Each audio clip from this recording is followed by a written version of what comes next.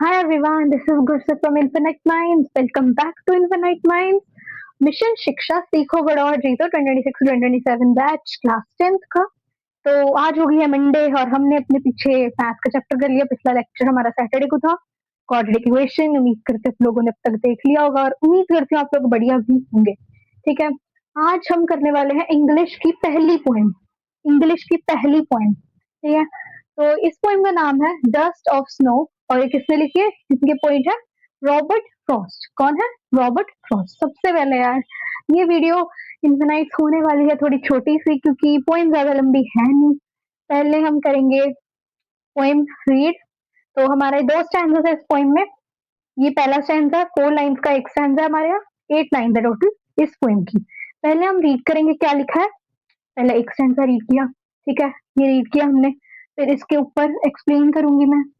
फिर literacy devices बताऊंगी कौन कौन सी इसमें यूज हुई हैं और टाइम स्कीम भी इसकी एक एक करके बताऊंगी मैं, ठीक है। फिर हम एक स्टैंडर्ड के रिलेटेड क्वेश्चन करेंगे, फिर दूसरे स्टैंडर्ड पे आएंगे और सेम स्ट्रक्चर फॉलो करेंगे। फिर हमारा चैप्टर खत्म हो जाएगा, आई मीन पोएम खत्म हो जाएगी। तो शुरू करते हैं। तो पहले मैं ये रीड करते देती हूँ क्या लिखा है। The way a crow Shuk down on me the dust of snow from a hemlock tree. हमारे पोएट रॉबर्ट फ्रॉस्ट, पहले यहाँ पे सीनरी एक्सप्लेन कर देते हैं हम।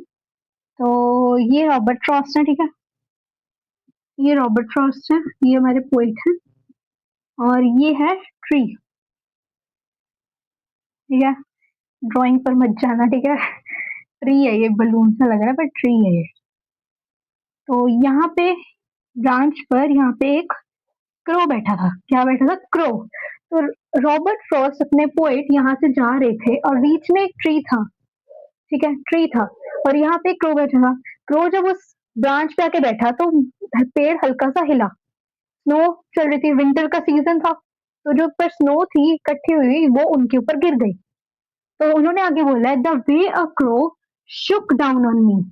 जब वो पेड़ हिला तो जो स्नो थी वो पोइट के ऊपर गिर गई। स्नो पोइट के ऊपर गिर गई, ठीक है। The dust of snow from a hemlock tree. Basically आगे पोइट ये कहना चाह रहे हैं कि इधर हमें 3 सिंबल्स दिए हैं, 3 सिंबल्स दिए हैं। कौन कौन से हैं वो सिंबल्स? तो एक है क्रो, एक ये है सिंबल, एक है हेमलॉक ट्री और एक है dust of snow. Basically poem का नाम ही डस्ट ऑफ स्नो है, तो ये तो है ही। तो ये 3 बैड ओमेन्स माने जाते हैं। क्रो इसलिए क्योंकि जब क्रो का रंग क्या होता है? ब्लैक, और ब्लैक को माना जाता है गंदा हमारे यहाँ के, ठीक है। उसके बाद स्नो जब गिरती है, सबसे पहला बैड ओमेन था क्रो, को बैड ओमेन माना जाता है, ठीक है। और ये सिंबलाइज करता है डेथ। ये तीनों चीजें सिंबलाइज करती है नेचर, एक तो नेचर है ना, और एक करती है डेथ को सिंबलाइज।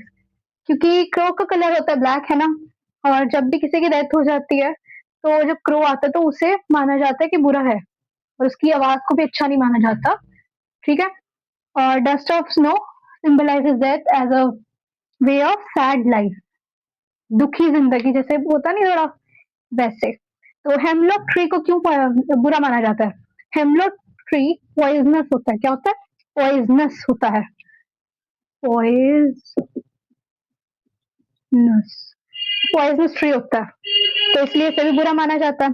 तो ये पूरा स्टैंजा ये बताता है कि कैसे नेचर को जब पोइट के ऊपर गिरा, ये तीनों चीजें सबसे पहले बुरी डेथ सिंबलाइज कर रही हैं।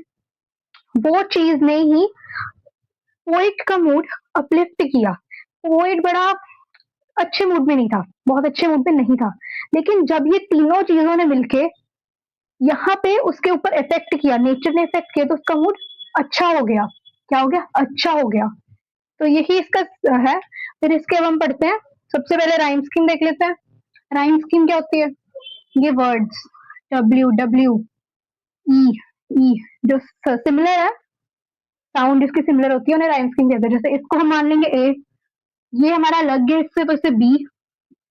ये सेम है, क्रो और स्नो काफी सेम है, मतलब कि प्रोनाउंस भी कैसे ओ डब्ल्यू आ रहा है, लिखने में भी आ रहा है, लेकिन बोलने में बहुत सिमिलर है। तो ये भी ए। इसमें ट्री और मी बन रहे हैं, तो ये दोनों बी होंगे। तो इसकी राइम स्कीम हुई इसकी राइम स्कीम हुई, इस स्टैंजा की राइम स्कीम हुई ए बी ए बी। क्या हुई? A B A B. अब हम इसके वो देखेंगे लिटरेसी डिवाइसेस। तो इसमें 3 लिटरेसी डिवाइसेस यूज हो रही हैं, ठीक है? 3 लिटरेसी डिवाइसेस यूज हो रही है। पहली डिवाइस है इंजैबमेंट। क्या है? इंजैबमेंट। इंजैबमेंट का मतलब है जब हम लाइनों को कंटिन्यू करते हैं बिना कोई पंचुएशन मार्क को यूज किए, जैसे हो गया फुल स्टॉप, कॉमा, डैश, कुछ भी ऐसी चीज को यूज नहीं करते, तो इन लाइन में कुछ यूज नहीं हो रहा। यहाँ पे ये भी नहीं है, ये मैंने लगा दिया गलती से, ये भी नहीं है, ये चीजें यहाँ पे यूज नहीं हो रही है, तो इसमें एक लिटरेसी डिवाइस यूज हो रही है इंजैबमेंट। इंजैबमेंट। अगली लिटरेसी डिवाइस है इमेजरी। क्या है? इमेजरी। डस्ट ऑफ स्नो एक इमेजरी है, हमें पॉइंट इमेजिन करने को कह रहा है कि कैसे डस्ट ऑफ स्नो उसके ऊपर गिरी होगी, तो ये इमेजरी है। 3 हो रही है, एक है इंजैबमेंट, एक है इमेजरी, और तीसरी है सिंबलाइजिंग, सिंबलिज्म। ठीक है? सिंबलिज्म कैसे हो रही है? क्रो हमें बैड दिख रहा है, ये भी नेचर का एक रिप्रेजेंटेटिव है, dust of snow and hemlock tree भी, तो ये सिंबलाइज कर रहे हैं कुछ और, ये तीनों चीजें नेचर की हैं और डेथ सिंबलाइज कर रही हैं, तो ये सिंबलिज्म का एक एग्जाम्पल है। इसके साथ हमारा ये स्टैंजा खत्म होता है। अब हम क्वेश्चन करेंगे, फिर दूसरा स्टैंजा, फिर इसी सेम स्ट्रक्चर में दूसरा करेंगे। ये ज्यादा बड़ी वीडियो नहीं बनने वाली, ये मुश्किल से 10-15 मिनट की बनेगी, या उससे भी कम हो सकते हैं, कुछ पता नहीं। चैप्टर साथ ज्यादा खास आएगा नहीं, पर इसमें एक्सट्रैक्ट ज्यादा आते हैं, ठीक है? पोइम में एक्सट्रैक्ट आते हैं, और ये ऐसे छोटे छोटे क्वेश्चन आते हैं कि इस स्टैंजा में क्या क्या क्वेश्चन बन रहे हैं। तो इस स्टैंजा में क्या क्वेश्चन बन सकता है? हेमलॉक ट्री क्या रिप्रेजेंट कर रहा है? सबसे पहली चीज क्या लिखेंगे हम कि वो पॉइजनस है ना? पॉइजनस है, तो वो डेथ सिंबलाइज कर रहा है। तो अब आगे क्वेश्चन पूछ सकते हैं कि पोइट का मूड अपलिफ्ट कैसे हो गया, जबकि ये 3 चीजें नेगेटिव थी, तो नेगेटिव ने पॉजिटिव इम्पैक्ट कैसे बना दिया? ऐसे क्वेश्चन पूछ सकते हैं। और क्या पूछ सकते हैं कि डस्ट ऑफ स्नो कब गिरी, कैसे गिरी?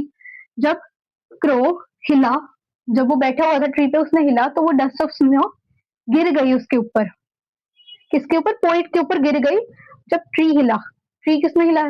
क्रो ने। इजी है, ज्यादा क्वेश्चन मुश्किल नहीं आते, बस यही आते हैं ज्यादातर। ठीक है, अब हम अगला स्टैंजा करते हैं, क्वेश्चन थोड़े से देख लेते हैं, एक्सट्रैक्ट में ज्यादा आते हैं, ठीक है? ये छोटी छोटी चीजें याद रखनी है, जैसे राइम स्कीम की है, कौन कौन सी यूज हो रही है यहाँ पे, लिटरेसी डिवाइसेस है। यहाँ पे ऐसे भी पूछ सकते हैं कि हेमरॉक ट्री, इस पॉइंट में सिंबलिज्म का कौन सा लिटरेसी डिवाइस यहाँ पे यूज हुई है? हम सिंबलिज्म का ये लिखेंगे कि यहाँ पे क्रो को रिप्रेजेंट कर रहा है, क्रो रिप्रेजेंट कर रहा है, that dust of snow is also representing that, and so is hemlock tree. यही हमने बताना है बेसिकली। फिर पूछ सकते हैं कि इसमें राइम स्कीम क्या है? हमने अभी देख ली स्टैंजा की rhyme scheme, A B A B. क्या है? ए बी ए बी, यहाँ लिखेड़ी है। ये 3 चीजें हैं। और कौन से 3 सिंबल्स थे नेगेटिव के? हेम मतलब कि ये मेन चीज है कि हेमलॉक ट्री ही क्यों यूज किया, क्रो ही क्यों यूज किया पोइट ने? वो कुछ रिप्रेजेंट करना चाह रहा है ना, ये नहीं कि वो कुछ भी यूज कर रहेगा, उसने भी कुछ सोच समझ के इन तीनों चीजों का यूज किया। ये नेगेटिव, और ये भी नेगेटिव, और ये भी नेगेटिव, लेकिन जब ये पोइम पोइट के ऊपर इफेक्ट किया तो ये पॉजिटिव बन गया, क्योंकि उसको एहसास होता है कि नेचर भी कैसा अच्छा इम्पैक्ट बना देती है। वो पहले एकदम घुमा हुआ था, इतना देख नहीं रहा था, आसपास इतना उसका ध्यान नहीं था, पर जब डस्ट ऑफ स्नो उसके ऊपर गिरी तो उसने अपने आसपास की तरफ ध्यान दिया, है ना? तो इसके साथ हमारे ये स्टैंजा खत्म होता है, हम क्वेश्चन करते हैं, ठीक है? सारे सेट ऑफ क्वेश्चन आ गए हैं।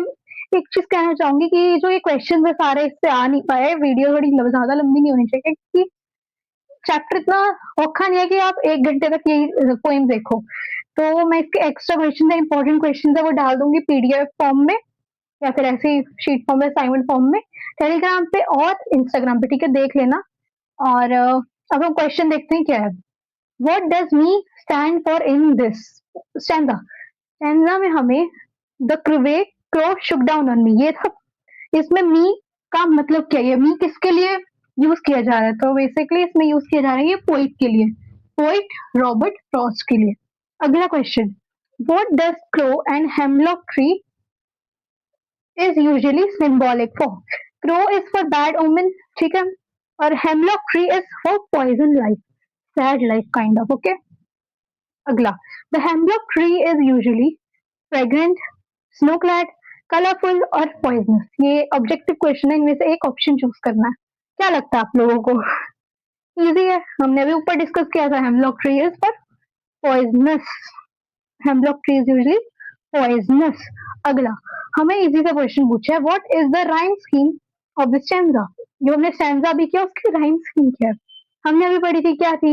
ए बी ए बी, क्या थी? A B A B.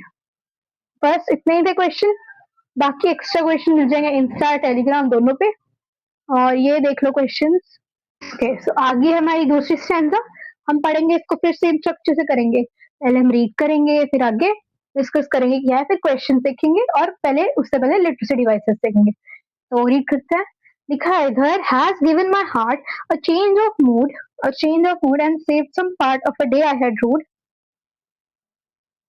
Rude का मतलब यहाँ पे है पछतावा, पछतावा, ठीक है, पछतावा मतलब है इधर। और पोइट, जब ये ट्री है ना, ये ट्री है, यहाँ पे पर्च पे बैठा था, क्रो बैठा था यहाँ पे, और यहाँ पे था पोइट, ये था पोइट, ये है क्रो, ये चीज क्रो, और ये है ट्री। ऊपर थी स्नो, स्नोफॉल हो रही थी, विंटर का सीजन था, स्नो थी, पोइट निकल के जा रहा था रास्ते से, हेमलॉक ट्री का पेड़ था सारे साइड में, वहां से क्रो जब बैठता है उसके ऊपर, ब्रांच के ऊपर, तो जो ट्री है वो हल्का सा हिलता है, ब्रांच हिलती है, तो वहां पे जो स्नो ऊपर थी कवर कर रही, वो नीचे गिर जाती है, जिसपे पोइट पर डस्ट ऑफ स्नो, ठीक है। इस पे ही पूरा बेस्ड है चैप्टर। जब ये स्नो, डस्ट ऑफ स्नो गिरती है, पहले पोइट का मूड एकदम ग्लूमी सा था, इतना अच्छा नहीं था, दुखी था वो तकरीबन, बड़ा अजीब से जा रहा था उसका दिन। तो जब वो इस साइड से रोड से निकल रहा होता है, और जब वो क्रो उसके ऊपर डस्ट ऑफ स्नो गिरता है, तब उसका दिल में चेंज आ जाता है मूड का। Has given my heart change of mood and save some part of a day I had rued. जो उसका दिन जा रहा था उसमें काफी सारे रिग्रेट थे, पछतावा था उसका, ये पछतावा रिग्रेट सेम है, deeply regretful is rued. Okay, तो उस बात को बचा दिया था, उस पार्ट को बचा दिया था, उस बात को बचा दिया था कि आगे वाला दिन वो जाके ना पछताए, कि आगे जाके वो ये ना पछताए कि मेरा पूरा दिन इतना ग्लूमी सा गया। तो जब ये नेचर उसके ऊपर इफेक्ट पड़ता है, जब ये तीन चीजें मिलके, hemlock tree, dust of snow and crow, ये तीनों जब मिलके उसका ऊपर इफेक्ट डालती है, वो उसका मूड चेंज कर देती है, उसका मूड बड़ा ग्लूमी सा था, पर जब वो एहसास होता है उसको कि अभी वो नेचर के साथ है, नेचर के साथ है, इतने सारे चीजें उसके आसपास हैं, लेकिन उसे ध्यान नहीं दिया था। तो यही है पूरा इस पोएम के में, डस्ट ऑफ स्नो, कि कैसे हम आसपास की जिंदगी में ध्यान नहीं देते जब तक कोई आउट एक्सपीरियंस नहीं आ जाता, जब कोई आउटवर्ड फोर्स हमें धक्का नहीं दे देती, जैसे हमने फ्लाइट में पढ़ा था, तो फर्स्ट फ्लाइट में, कि कैसे जब तक उसको धक्का नहीं मिला अपने पेरेंट्स से, जब तक उसे हंगर का नहीं मिला बेबी सीगल को, तब तक वो आगे नहीं बढ़ पाया। तो वैसे पोइट का भी हुआ है, पोइट को जब तक कोई बाहर से चीज ने वो नहीं किया, इंटरफेयर नहीं किया, तब तक उसे पता नहीं चला कि उसका दिन कैसे जा रहा है, वो बड़ा ग्लूमी सा था। तो पहले उसका मूड था बड़ा ग्लूमी, यस कह लो सैड, पर अब वो जब रियलाइज कर रहा है, जब उसने रियलाइज किया, तो वो happy, sense of happiness, sense of happiness उसके अंदर आ जाता है। ये हैप्पीनेस लिखा गया, हैप्पीनेस समझ नहीं आ रहा, पर हैप्पीनेस लिखा है, यहाँ पे लिख देती हूँ, HAPPINESS। Okay, happiness. तो जब उसे रियलाइजेशन होती है, तब वो उसे सेंस ऑफ जॉय आने लग जाता है कि हाँ भाई ऐसा भी चल रहा है, इधर उधर भी चल रहा है, ठीक है। तो यही था हमारा पोएम, 8 लाइनों की। अब हम इसकी लिटरेसी डिवाइसेस पढ़ते हैं। Okay, literacy device, has given my heart a change of mood, एक होगी एलिट्रेशन। एलिट्रेशन में जब कॉन्स्टेंट का आगे वाला लेटर सेम होता है, नेम साउंड भी सेम आती है, तो उससे कहते हैं एलिट्रेशन।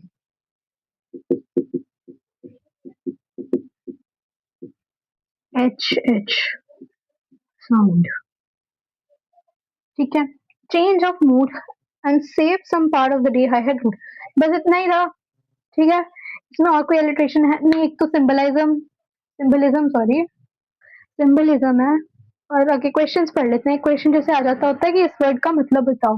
रूट, जब औखे वर्ड आ रहे हैं, जब मुश्किल वर्ड आ रहे हैं, जब डिफिकल्ट वर्ड आ जाते हैं, तो वो उसका मीनिंग पूछ लेते हैं या फिर सिनोनियम, ठीक है।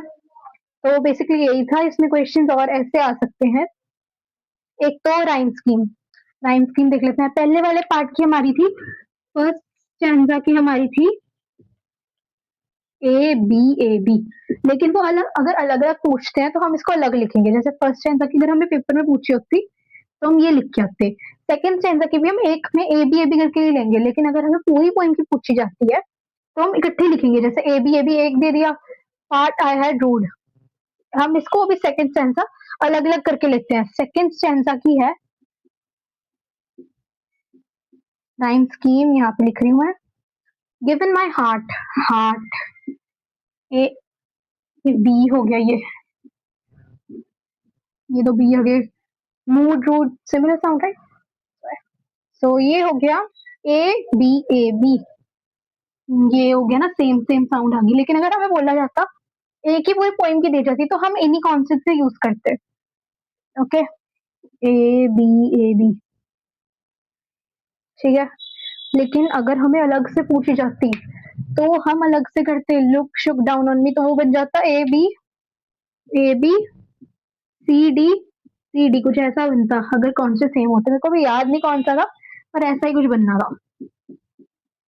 ओके, इसके साथ ये वाला भी हमारा खत्म होता है chapter, I mean poem. Robert Frost, नाम याद रखना है, पोइम का क्या है, पोइट का नाम क्या है, और इसके अंदर क्या क्या पहले चीज है। एक बार रिवाइंड कर लेते हैं हमने अब तक क्या पढ़ा। हमारा पोइट जा रहा था अपने सफर में, अपने नॉर्मल सफर में, ऐसे ही जा रहा था कहीं। वहां पे उसको हेमलॉक ट्री दिखता है, वो उसके पास से निकल रहा होता है और उसके ऊपर डस्ट ऑफ स्नो गिर जाती है। कौन गिरता है? क्रो जब पर्च करता है ब्रांच पर। किस ट्री से गिरती है? हेमलॉक ट्री से। हेमलॉक ट्री क्या होता है? पॉइजनस। और पोइट जब जा रहा होता है, उसका वैसे दिन ऐसे काफी ग्लूमी से जा रहा है, दुखी से जा रहा है। लेकिन जब वो अपने इधर रास्ते से जा रहा होता है, जब उसके ऊपर डस्ट ऑफ स्नो गिरती है, तब उसे रियलाइजेशन होती है कि उसका दिन कितना अजीब जा रहा है, अच्छा नहीं जा रहा है। लेकिन जब वो नेचर के कांटेक्ट के साथ आता है, तब उसे अच्छा फील होने लग जाता है। क्यों? क्योंकि नेचर कांटेक्ट, आउटर फोर्स उसे वापस लाती है उसकी जिंदगी में। मतलब कि उसका तभी मूड एकदम अलग सा चल रहा था, लेकिन अचानक से जब एक डस्ट ऑफ स्नो गिरती है तो उसे रियलाइजेशन होती है कि उसका अभी मूड अच्छा नहीं जा रहा था, पर अच्छा जा रहा है। मतलब कि kind of you can say कि ऐसे ऐसे ही जा रहा था, नॉर्मल जा रहा था, नॉर्मल से भी कम जा रहा था। पर जब उसे रियलाइजेशन होती है तब वो थोड़ा प्रेजेंट हो जाता है मूवमेंट में, प्रेजेंट हो जाता है मूवमेंट में, प्रेजेंट हो जाता है मूवमेंट में। पहले वो प्रेजेंट नहीं था, वो बस मन में चल रहा था, ध्यान नहीं दे रहा था अपने आसपास वाली जगह पे। पर जब उसका ध्यान डस्ट ऑफ स्नो से आता है तो उसे रियलाइजेशन होती है कि उसको आसपास भी ध्यान देना है, कि एक ही चीज पे नहीं अटके रहना है। इससे हमें भी एक सीख मिलती है कि आसपास चीजों को देख के नहीं चलना, मतलब चलना है, देख के चलना है, पर इतनी ज्यादा नहीं। जैसे कुछ बुरी चीजें होती हैं आसपास, होती रहती हैं, है ना, तो उन पे इतना ध्यान नहीं देना चाहिए unless unless it's structured criticism, unless it's structured criticism, ठीक है। तो यही हमारा पॉइंट थी।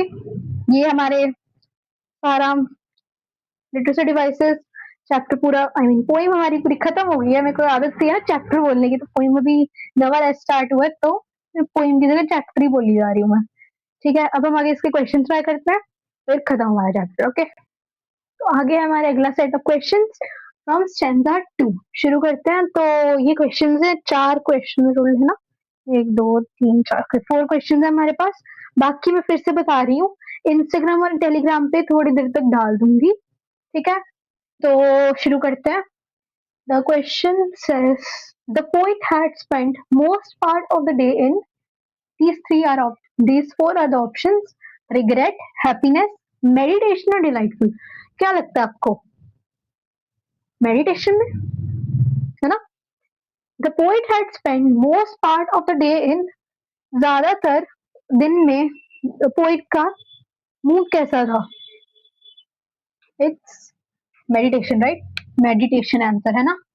चलो अब अगला क्वेश्चन पढ़ते हैं। अगला क्वेश्चन हमारा कहता है the crow's action of shaking down on the poet is purely deliberate, revengeful, unintentional और प्लान। जब पोइट उस ट्री के साइड से निकल के जा रहा था, फिर से बना दो इमेज, तो ये रहा पोइट, ये रहा ट्री, थोड़ा गोल गोल बन जाता है मुझसे, ये ट्री है, ये डस्ट ऑफ स्नो है, ये वही स्नो से कवरिंग है, ठीक है, ये पर्च है, आई मीन ब्रांच है, और ये है, ये अजीब सा जो बन रहा है, डंडी से दिख रही है आपको, ऐसे लाइन नहीं दिख रही है बड़ी वाली, ये है हमारा क्रो। तो जब वो स्नो यहाँ पे गिरती है तो क्या लगता है क्रो किस लिए किया होगा? क्रो ने डेलिब्रेट होके किया, रिवेंजफुल, अनइंटेंशनल, बिना, या फिर प्लान था उसका? ये आंसर है अनइंटेंशनल। क्या है? अनइंटेंशनल। ओके, अगला क्वेश्चन हमारा कहता है हु और व्हाट इज रिस्पॉन्सिबल, हु और what is responsible for the change in mood, for the change in poets mood? तो क्या था? नेचर। जब वो डस्ट ऑफ स्नो गिरती है, जब डस्ट ऑफ स्नो पोइट के ऊपर गिरती है, तब उसे एहसास होता है कि पूरा जो उसका दिन गंदा जा रहा है, जिस पार्ट से वो, जो अच्छा दिन था उसका, जो अच्छा पार्ट जा रहा था, अगर उसने कोई गलती कर दी, उस बात पे रिग्रेट कर रहा था वो, तब उसे एहसास होता है जब डस्ट ऑफ स्नो गिरती है कि उस बात पे क्या लेके करना, अब वो आगे तक थोड़ी ना चलेगी, है ना। तो डस्ट ऑफ स्नो नेचर का पार्ट था, कौन रिस्पॉन्सिबल था? नेचर। नेचर, ओके, इसका आंसर होगा नेचर। पूरे फॉर्म में लिखना है, ये भी लिखना है कि क्यों। Nature was responsible for the change in poets mood, ठीक है, ये भी हो गया हमारा, ये भी हो गया हमारा। अगला एक्सप्लेन, एक्सप्लेन दिस लाइन, ये लाइन एक्सप्लेन करनी है हमने। Of a day, of a day I had rued, explain of the day I had rued, rued मतलब पछतावा, पछतावा। जब उसे एहसास होता है कि वो इतना पूरा दिन बस एक बात पे लेके खराब नहीं, मूड खराब करके रखा है उसने, वो डर किसने बचाया? डस्ट ऑफ स्नो जब उसे गिरी, उसका डिप्रेसिव मूड से बाहर आया, वो उसे एहसास हुआ कि हल्का सा पार्ट थोड़ा ना पूरे दिन को वो कर देगा बर्बाद, है ना। तो उसे इस बात का पछतावा होना था। तो इस बात पे उससे of the day I had rued यही है मेन, कि एक्सप्लेन इन्होंने कहा है कि ये बताओ कि कैसे इसका ये वाला जो दिन था वो पूरा वो बच गया पछतावे से, वो पूरा दिन ऐसे पछतावा में ही जाता। लेकिन डस्ट ऑफ स्नो जब उसको नेचर के साथ एहसास हुआ, तब उसे ये बचा लिया, तब उसने बचा लिया कि उसे पूरा दिन पछतावा नहीं होता। तो ये थे हमारे क्वेश्चंस, ये भी हो गया हमारा कंप्लीट। ये वाला मैंने गलत किया आंसर, पता है? इसका आंसर होना है रिग्रेट, इसका आंसर रिग्रेट है, ये नहीं है। मैंने जानबूझकर गलत किया था, मेरे को पता है इसका आंसर मेडिटेशन नहीं आना है, रिग्रेट आना है। ध्यान से पढ़ो, अगर तुमने मेरी तरह ही मेडिटेशन पे हाँ कर दी तो भाई ध्यान से पढ़ लो, जो भी मैं कहूंगी वो सच नहीं हो सकता, कुछ गलती मैं भी कर लेती हूँ। अभी मैंने मैथ का लेक्चर क्वालिटी क्वेश्चन में कुछ गलती की थी, मैंने ध्यान नहीं दी, तो बाद में मैंने वहां पे करवा दी थी, ठीक है, उधर भी देख लेना। गलतियां मेरी भी हो सकती है, जरूरी नहीं मेरी गलती नहीं है, ठीक है। तो नीचे कमेंट में लिख दिया करो अगर मेरी गलती है तो, ठीक है, मैं भी गलतियां कर देती हूँ, सब करते हैं गलतियां, है ना। तो इसके साथ हमारा ये वाला पूरा पोइम खत्म होती है, मैं भी फिर चैप्टर बोलने लगी थी, और हमारी ये पोइम खत्म होती है। फाइनली अगली पोइम नित्या मैम कराएंगे, रॉबर्ट फ्रॉस्ट की है वो भी, कौन सी? फायर एंड आइस, वो नित्या मैम कराएंगे, ठीक है। तो ये वाली हमारी ऐसे पोइम खत्म होती है, इसके साथ बाय बाय, बस इतना ही था आज के लिए। ये फिर पोइट की मूल बना देता, हमने माया बनाया ही नहीं, वो ऐसे नहीं करना चाहिए। पर इतना ही था, खत्म होता है अब हमारा ये chapter, I mean poem. Bye, फिर अब सबको ये देख लो इसमें कोई गलती तो नहीं फिर से, ठीक है, बाय।